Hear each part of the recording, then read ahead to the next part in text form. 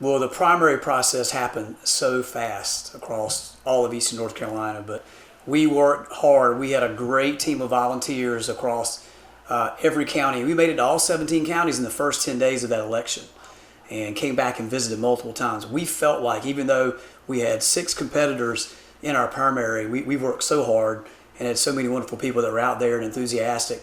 We were hoping, our goal was to get close to 50%. I know people, you never know whether you're going to be able to avoid a runoff, but we worked really hard and it paid off with a great number and over 50%, which allowed us to avoid this runoff.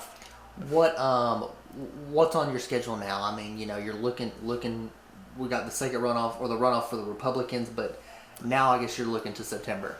Well, nothing changes. My schedule this week, I don't think I've slept since the election on Tuesday. We've been out going back and thanking everyone who's been so wonderful across the district, and I'm very hands-on. I mean, the day before the election, I'm in Ocracoke, sitting at a table with some firemen and policemen and fishermen talking about their issues, and the day before that, I'm in Manio.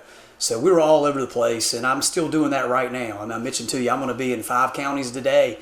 So I work hard. This is not a ceremonial role. I think you need to campaign the same way you think you're going to represent your constituency. And that's the way I work. It's hard work, just like Walter Jones did. And that's who I emulate, what I want to be able to do for the district.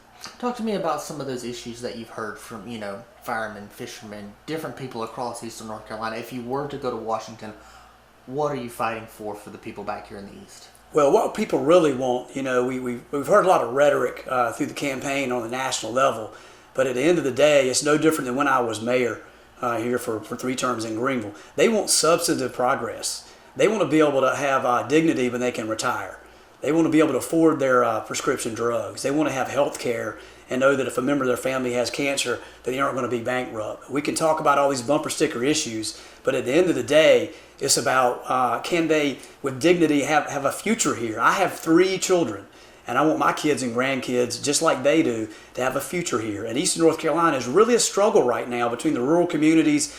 They need infrastructure. They need broadband. They need technology for rural medicine. We need to be able to have where we can grow companies all across the East. And I've made my livelihood out of recruiting and creating jobs, and that's what I've done, and that's what I want to do in this role.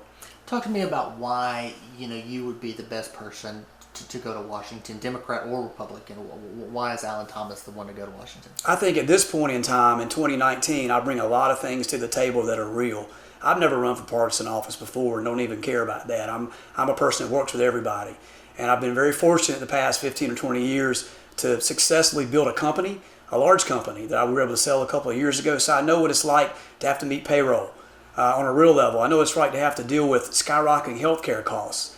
But also I've worked on the public sector side as well. On the local side, mayors can't print money, right? We have to be creative and know how to partner. And you look at Greenville. When we came on board, the center of this city was not a place that you necessarily wanted to be. And now close to $1 billion, $900 million of development across the city in 5 years, and really exploding. And then what we did on the state level and the growth that we've done, working to create our medical infrastructure here across the East, and taking over the transport, that nobody wanted that job. I hadn't been a director in years, and I knew we'd have to go in there and kind of rip off some bad past practices and fix it. But I wasn't afraid to take on the challenge, and now look at that, $73 million, or $72 million last year, the most in a decade. We created jobs this past year, the first new construction in over a decade, jobs paying double the average salary in the region. So I'm not afraid to take on challenge. That's the reason why I think I would be a great, excellent person. I can hit the ground running.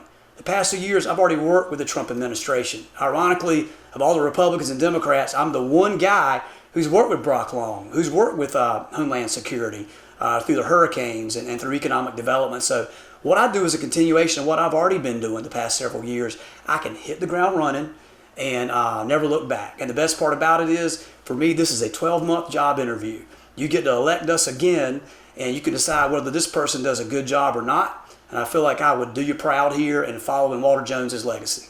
Talk to me a little bit about Walter Jones, because, he, for years and years, was a Republican. District 3 is, a lot of people have said, a Republican area. Do you think a Democrat can win in District 3? Or does it even matter, Democrat or Republican, when it really, really comes down to it? The thing about Walter Jones that was special is that it was always about faith and people over politics. Always. I've known that gentleman since I was probably 8 or 9 years old. He and my dad served together honorably in office and always worked across the East. And it was such a thrill. What I really loved about him is just the unassuming nature. You knew on a Thursday he was going to be in his car and driving back to Eastern North Carolina.